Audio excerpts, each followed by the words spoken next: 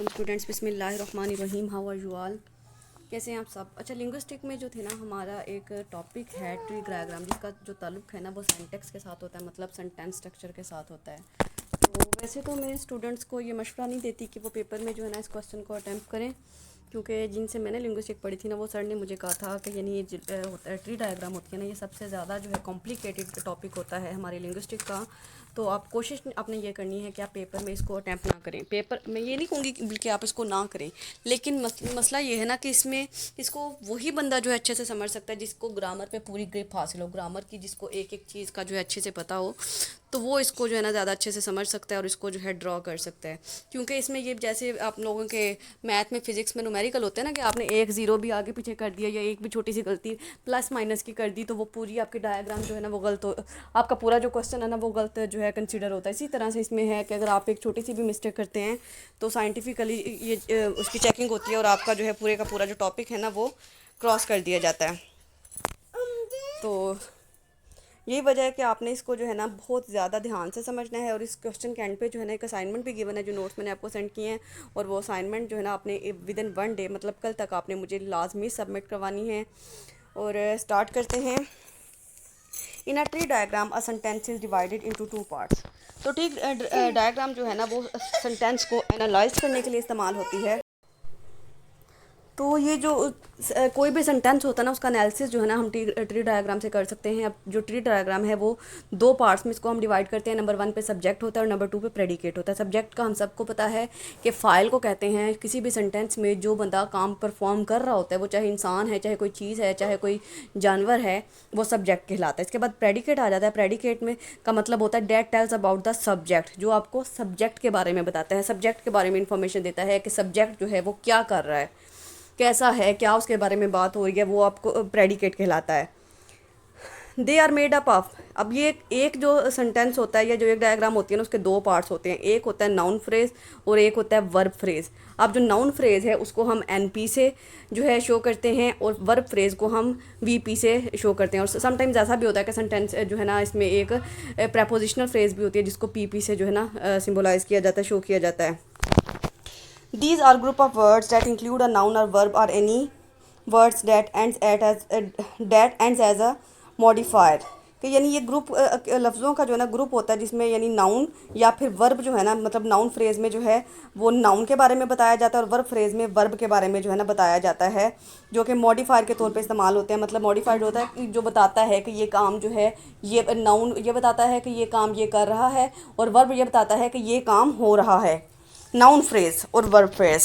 Noun phrase subject is a the subject is a noun phrase, मतलब जो subject होता है सब, इसके अलावा ऑब्जेक्ट जो है ना वो भी नाउन फ्रेज हो सकती है। सब्जेक्ट और ऑब्जेक्ट जो है वो नाउन फ्रेज होते हैं। इसके बाद वर्ब फ्रेज।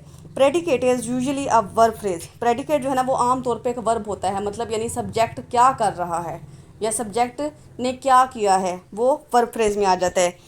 अब पहले एग्जाम्पल देखते हैं नाउन फ्रेज की। N healthy elephant. N healthy elephant. अब ये एक नाउन फ्रेज है, मतलब हाली एलिफेंट होता तो वो नाउन होनी थी, लेकिन ये एक 3 लफ्ज़ों से मिलके जो है एक फ्रेज बनी है, जो कि एक हाथी के बारे में बता रही है। N healthy elephant. अब इसमें एन क्या है, आर्टिकल है, और हेल्दी क्या है, एडजेक्टिव है। एडजेक्टिव मतलब यानी जो किसी की खसूसियत को बताता है, healthy, powerful, weak, brave, coward, इस तरह के जो वर्ड्स होते हैं। इसी तरह से एलिफेंट जो है वो नाउन है। तो ये जो नाउन फ्रेज है ये 3 चीज़ों से मिलके बनी है, आर्टिकल से, एडजेक्टिव से और नाउन से। इसी तरह से वर्ब फ्रेज की एग्जांपल देखिए। Has broken up. Has broken up. In this phrase has जो है वो ऑक्सिलरी वर्ब है। ऑक्सिलरी वर्ब जो होते हैं जिनको हम हेल्पिंग वर्ब कहते हैं, मतलब has, have, had, may, might, should, would, could, do, does, did, ये जितने भी होते हैं ना ये सारे ऑक्सिलरी वर्ब कहलाते हैं। इसके बाद है अप। ब्रोकन। ब्रोकन जो है वर्ब है, हमें पता है वर्ब की थर्ड फॉर्म है ये, और अप जो है वो प्रपोजिशन है। तो ये वाली वर्ब फ्रेज जो थी हैज़ ब्रोकन अप, ये 3 चीज़ें मिलकर बनी है। Has broken up, auxiliary verb, verb and preposition. Sometimes a sentence में consist of a prepositional phrase, यानी बाज़ औक़ात ऐसा होता है कि एक फ़िक्रे के अंदर जो है एक प्रेपोजिशनल फ्रेज भी पाई जाती है। A prepositional phrase is a group of words consisting of a preposition. ये ऐसे ग्रुप ऑफ वर्ड्स को कहते हैं जो कि जिसमें एक वर्ड जो है प्रेपोजिशन वाला होता है।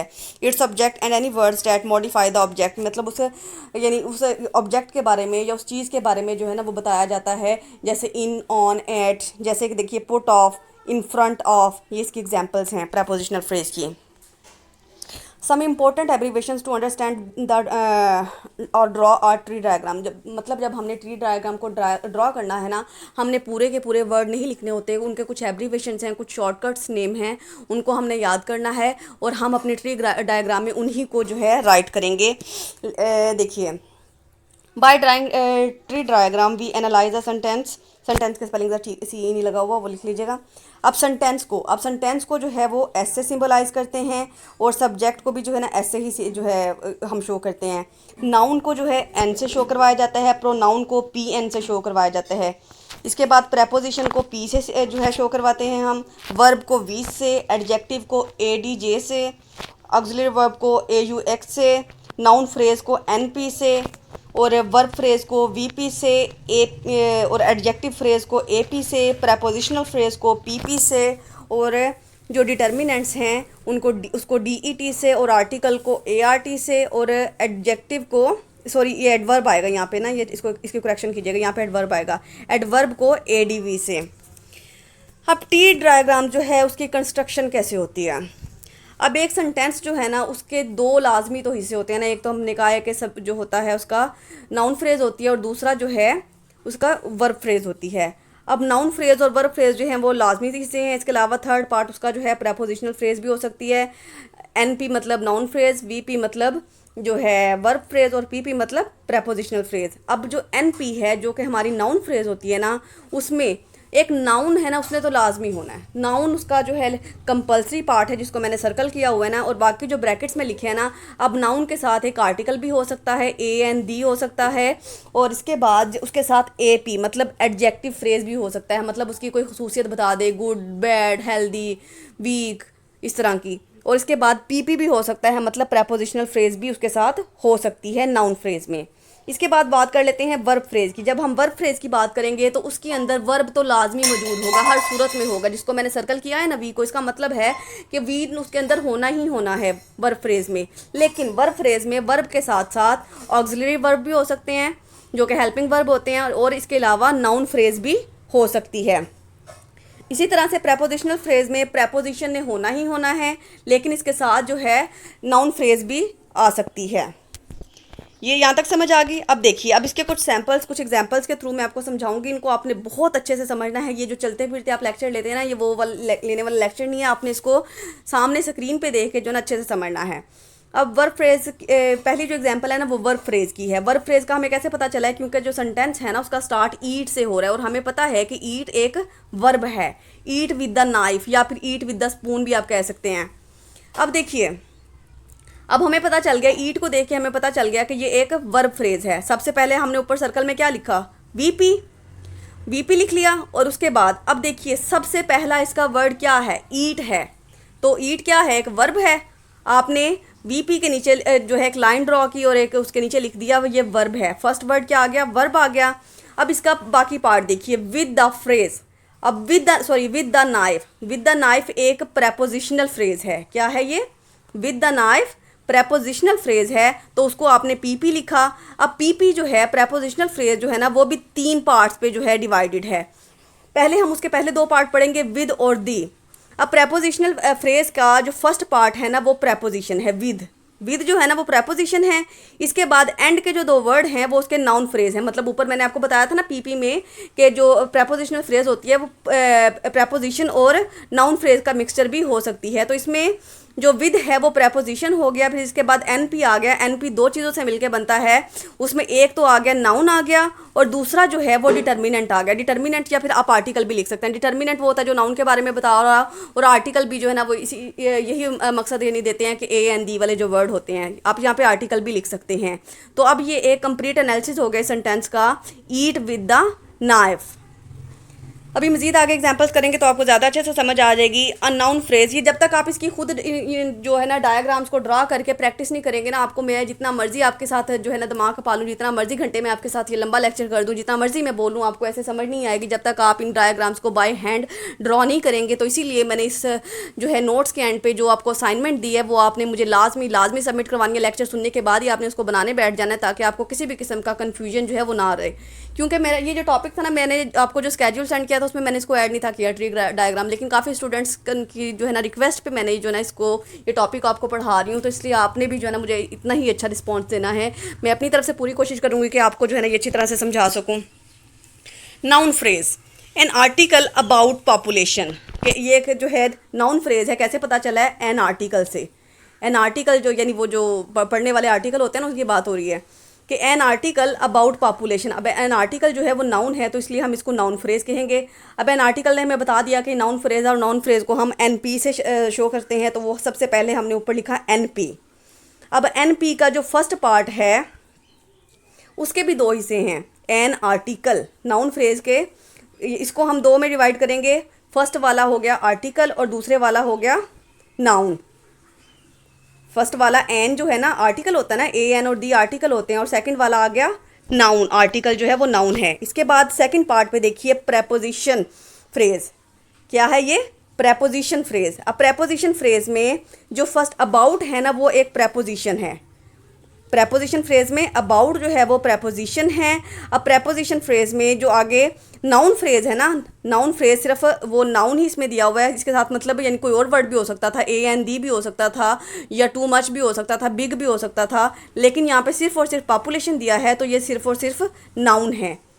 तो आपने इसी तरह से इसको ड्रा करना है, एन आर्टिकल अबाउट पॉपुलेशन। अब नंबर 3 पे देखिएगा, ये भी एक वर्ब फ्रेज है। क्यों वर्ब फ्रेज है? क्योंकि इसका स्टार्ट जो है वो गो से हो रहा है, तो हमें इसको देख के पता चल गया कि ये एक वर्ब फ्रेज है। तो हमने वर्ब फ्रेज को शॉर्टकट लिखा वीपी। वीपी को आगे हमने दो में डिवाइड किया, एक वी में और एक पीपी में। वी है हमारा वर्ब और पीपी हमारा है प्रेपोजिशनल फ्रेज। अब टुवार्ड्स जो है ना वो एक प्रेपोजिशन होती है, तो इसलिए हम इसको कहेंगे प्रेपोजिशनल फ्रेज। अब देखिए, अब वी जो है हमारा वर्ब है वो गो हो गया। अब इसके बाद प्रेपोजिशनल फ्रेज जो है वो टुवार्ड्स से स्टार्ट हो रही है। टुवार्ड्स जो है वो एक प्रेपोजिशन है, और इसके बाद टुवार्ड्स के बाद आ रही है नाउन फ्रेज, दी सिटी। नाउन फ्रेज जो है ये दो हिस्सों पे इसको हम डिवाइड करेंगे, एक हो जाएगा दी और एक हो जाएगा सिटी। अब दी जो है वो आर्टिकल है, उसकी जगह पे आप लिख देंगे ए आर टी, और जो सिटी है वो एक नाउन है, उसकी जगह पे आपका आ जाएगा एन। तो ये आपकी इस तरह से डायग्राम बन जाएगी, गो टुवार्ड्स द सिटी। इसके बाद एग्जाम्पल नंबर 4 देखिए, दीज गेस्ट शुड लिव, कि मतलब जब हमारे अगर कोई मेहमान बहुत ज़्यादा दिन रुकता है ना, तो फिर हम उससे तंग आ जाते हैं ना, तो हमारा दिल ये कर रहा होता है कि अब ये जो है ना हमारी जान छोड़ दें, यहाँ से चले जाएं। These guest should live. अब क्या है कि ये एक सेंटेंस है जिसके दोनों हिस्से हैं। मतलब अभी तक ऊपर जो हमने 3 एग्जाम्पल की है ना वो फ्रेजेस थी। फ्रेजेस जो है ना एक इनकम्प्लीट सेंटेंस होता है जो कंप्लीट सेंस नहीं देता, लेकिन एक सेंटेंस वो होता है जो कि कंप्लीट सेंस देता है, एक मुकम्मल मायने देता है। तो ये जो सेंटेंस होता है, मैंने आपको स्टार्ट में बताया था कि इसके दो हिस्से तो लाजमी होते हैं, एक तो नाउन फ्रेज हो गया और एक वर्ब फ्रेज हो गया। अब इसको जो है इसी तरह से हम दो में डिवाइड करते हैं, एक को हमने एन पी लिख दिया और एक को वी पी लिख दिया। एन पी कौन से हैं? जो आपका नाउन वाला पार्ट है, और वीपी कौन से हैं? जो आपका उसका वर्ब वाला पार्ट है। अब देखिएगा ज़रा, जो सबसे पहले सेंटेंस लिखा, सेंटेंस का शॉर्टकट मैंने आपको एस बताया था वो लिख लिया। इसके बाद N P for noun phrase and VP for verb phrase. अब एन पी जो है वो दो हिस्सों में हम इसको डिवाइड कर देते हैं। एक आ गया डिटर्मिनेंट। डिटर्मिनेंट जो कि हमें सब्जेक्ट के बारे में या नाउन के बारे में बता रहा है, वो डिटर्मिनेंट है, उसको हम डी ई टी लिखेंगे। मतलब दीज जो है वो डिटर्मिनेंट है, और गेस्ट जो है वो एक नाउन है। डिटर्मिनेंट नाउन, और इसके बाद फिर सेकंड पार्ट हमारा था वी पी मतलब वर्ब फ्रेज। अब वर्ब फ्रेज जो है वो भी दो हिस्सों में इसको हम डिवाइड कर देंगे। एक शुड हेल्पिंग वर्ब है ना, ऑक्सिलरी वर्ब है, तो ये इसको शुड को हम शो करेंगे ए यू एक्स से, और लीव जो है वो एक वर्ब है तो उसको हम वी से शो करेंगे। तो इस तरह से ये डायग्राम हमारी बनेगी, दीज गेस्ट शुड लीव। इसके बाद नंबर 5 हमारा टॉपिक है नाउन फ्रेज। अब नाउन फ्रेज में ये एक दफ़ा फिर आपको, जैसे हमने ऊपर की थी ना, the bank of the river, कि ये कंप्लीट सेंटेंस नहीं है, लेकिन the bank of the river, के दरिया का किनारा। अब देखिए, अब द बैंक ने हमें बता दिया कि ये एक नाउन है, तो इसको हम नाउन फ्रेज कहेंगे। तो इसलिए नाउन फ्रेज को हमने शो किया एन पी से, और इसके बाद इसको हम डिवाइड कर देते हैं पहले पार्ट को तो हम डिवाइड करेंगे ना दो हिस्सों में, दी बैंक, एक तो हो गया आर्टिकल और एक हो गया नाउन। आर्टिकल कौन सा है, दी है, और बैंक कौन सा है, नाउन है। इसके बाद आगे ऑफ से हमें पता चल गया कि ये जो है प्रेपोजिशनल फ्रेज बन गई है, कि एक नाउन फ्रेज के साथ एक प्रेपोजिशनल फ्रेज ऐड हो गई है, और प्रेपोजिशनल फ्रेज को हम मजीद जो है वो डिवाइड करेंगे। प्रेपोजिशन जो थी हमारी आ गई इसमें पी को, जिस हमने लाइन ड्रॉ करके जो लिखा है ना पी, वो हो गई ऑफ प्रेपोजिशन होगी। फिर इसके बाद एंड के दो वर्ड बच जाते हैं, एक दी और एक रिवर। दी रिवर जो है वो नाउन फ्रेज है, मतलब पहले दी बैंक जो है वो आपका वो भी आपका नाउन फ्रेज है, दरमियान में ऑफ जो है प्रेपोजिशन फ्रेज है, और एंड वाले जो दो वर्ड हैं वो फिर नाउन फ्रेज हैं। अब नाउन फ्रेज में जो है दो तरह के वर्ड हैं, एक आर्टिकल है, जो दी है वो आर्टिकल है, और जो रिवर है वो नाउन है। तो आर्टिकल को आपने ART लिख दिया और रिवर को हमने N लिख दिया। तो इस तरह से ये डायग्राम कंप्लीट होगी, the bank of the river. अब एग्जाम्पल नंबर 6 है, ही लाइक्स द राइस, उसको चावल पसंद हैं जी। अब ही लाइक्स द राइस, ये कंप्लीट सेंटेंस है, इसका जो है नाउन फ्रेज भी है और इसकी वर्ब फ्रेज भी है, कंप्लीट सेंस दे रहा है। तो ये हमें इस बात का पता चल रहा है कि इसमें जो है ना सारे पार्ट्स मौजूद हैं, इसलिए सबसे पहले हमने ऊपर सेंटेंस का शॉर्टकट S लिखा, फिर NP for noun phrase and VP for verb phrase. इसके बाद NP जो है वो सिंगुलर है, एक ही लफ्ज़ है, मतलब यानी वो ही है, और ही हमें पता है कि एक प्रोनाउन होता है, तो प्रोनाउन को शॉर्टकट जो है हम PN लिखते हैं। ठीक है, PN लिख दिया आपने। इसके बाद आ गया आपका वर्ब वाला पार्ट, मतलब जहाँ से वर्ब स्टार्ट हो गया ना, लाइक्स आ गया, तो हमें पता चल गया कि ये वर्ब फ्रेज बन गई है। वर्ब फ्रेज को हमने लिखा था VP से। अब VP जो है उसको भी हम मजीद जो है वो डिवाइड करेंगे, मतलब जो इसमें वर्ब है ना वो तो लाइक्स है, लेकिन एंड वाला जो वर्ड है ना वो दी राइस, वो नाउन फ्रेज है। दी राइस नाउन फ्रेज है, तो लाइक्स जो है वो हमारा वर्ब बन गया। उसके बाद नाउन फ्रेज को हमने दो में डिवाइड किया, तो उसमें दी जो है वो आर्टिकल आ गया, और जो राइस है वो नाउन आ गया, आर्टिकल और नाउन। तो इस तरह से ये कंप्लीट डायग्राम हो गई, ही लाइक्स द राइस। अब ये जो है ना ये थोड़ी सी कॉम्प्लिकेटेड डायग्राम है, इसको एग्जाम्पल नंबर 7, इसको आपने ज़रा ध्यान से समझना है। The girls keep the books in the bag, the girls keep the books in the bag. अब द गर्ल्स जो है ना ये एक जो है नाउन फ्रेज है। अब ये सेंटेंस भी जो है ना ये इसमें सारे पार्ट्स मौजूद हैं, इसमें जो इस सेंटेंस में नाउन फ्रेज भी है, वर्ब फ्रेज भी है और प्रेपोजिशनल फ्रेज भी है, इसलिए थोड़ी सी कॉम्प्लिकेटेड है। अब देखिए सबसे पहला पार्ट देखते हैं दी गर्ल्स का, मतलब जो नाउन फ्रेज है हम उसको देखते हैं। दी गर्ल्स को एक नाउन फ्रेज को हमने शो किया NP के साथ, और NP को हमने दो पार्ट में डिवाइड कर दिया, एक आ गया आर्टिकल और दूसरा आ गया नाउन। अब दी जो है वो आपका आर्टिकल हो गया और गर्ल्स जो है वो नाउन हो गया। अब आ जाते हैं वर्ब पे जो कीप है। अब वर्ब, जब इसकी वर्ब फ्रेज की आपने बात की तो वर्ब फ्रेज में आपने इसको लिख दिया कि आपका जो वर्ब है ना वो कीप है।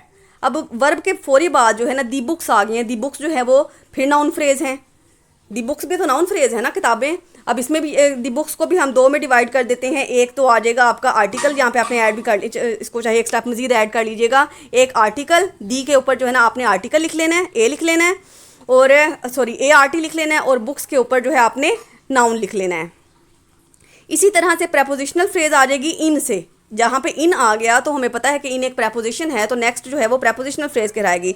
अब प्रेपोजिशनल फ्रेज में 3 वर्ड हैं, लेकिन इसमें प्रेपोजिशन कौन सी है, एन है, तो एन जो है वो आपकी, जिसको आपने पी से शो किया वो आपकी इन हो गई।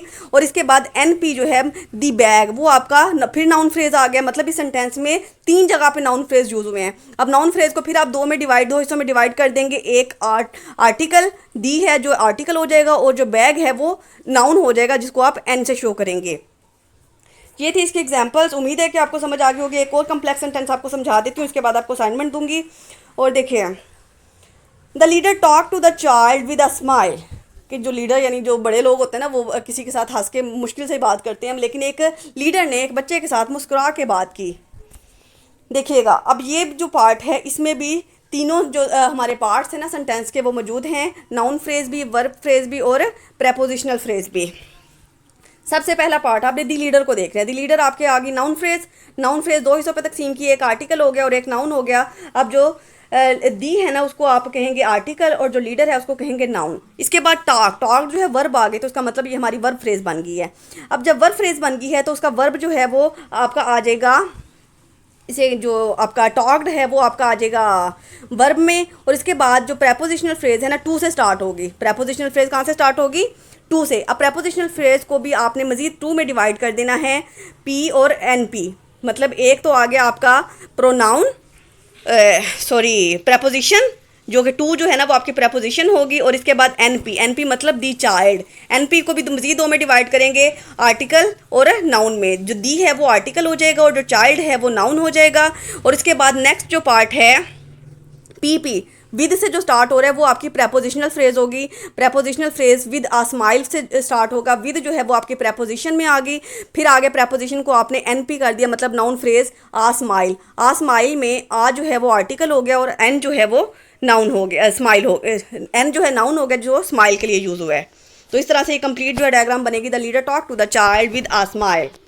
फिर इसके बाद ये असाइनमेंट्स में जो है ना 5 मैंने आपको बताई हैं, इनको आपने जो है ड्रा करके इसी तरह से मुझे लाजमी आपने सेंड करना है। फिर मैं आपको इनका सोल्यूशन भी प्रोवाइड करूँगी।